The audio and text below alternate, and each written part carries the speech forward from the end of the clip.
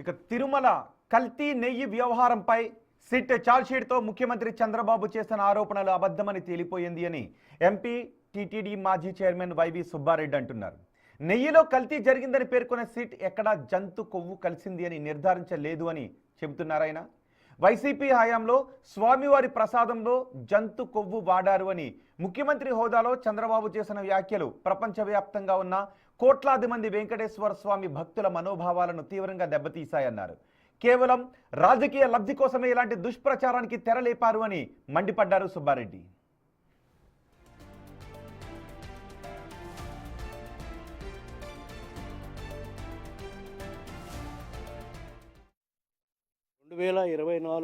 జూలైలో సప్లై చేసిన ఘీలో జంతు కొవ్వు ఉందా, లేకపోతే ఆ ఘీ కల్తీ అయి ఘీయా, లేదా జంతు కొవ్వు కల్తీ అయిందా అనేది నిర్ధారణ చేయాలని. ఒకవేళ జంతు కొవ్వు కలిసినట్టే ఆ ఘీని, ఆ నెయ్యిని స్వామివారి ప్రసాదాలు చేయటంలో కానీ, లడ్లు తయారు చేయటంలో కానీ వాడారా లేదా అని నిర్ధారణ చేయాలని చెప్పి సిట్టు ప్రధానంగా పేర్కొంది. కానీ నిన్న ఛార్జ్షీట్ సబ్మిట్ చేసిన దానిపైన చూస్తే నెయ్యి కల్తీ జరిగింది, దాంట్లో జంతు కొవ్వు అయితే లేదని చెప్పి చాలా స్పష్టంగా చెప్పడం జరిగింది.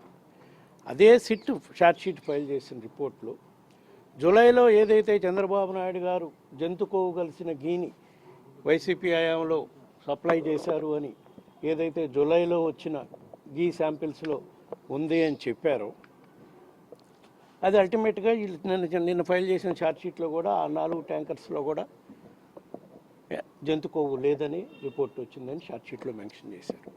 మరి ఆ 4 ట్యాంకర్స్ కూడా మళ్ళా వేరే రూపాన టీటీడీకి సప్లై చేసి నెయ్యి లడ్డుల తయారీలో కూడా వాడటం జరిగింది. దీనికి ప్రభుత్వం ఏం సమాధానం చెప్తారు? ఎందుకంటే ఎంతోమంది భక్తుల మనోభావాలకు సంబంధించిన అంశం ఇది. ఆ రోజేమో ఆ విధంగా ఏదైనా కాన్ఫరెన్స్తో ప్లాన్ చేసుకొని గత ప్రభుత్వంపై దుమ్మెత్తి పోయాలి అని ఒక దురుద్దేశంతో ఆ రోజు ఆ విధంగా మాట్లాడారా? మళ్ళా ఇప్పుడు ఏ విధంగా అయితే ఆ అడల్టెడ్ ఘీని మళ్ళా వాడారా?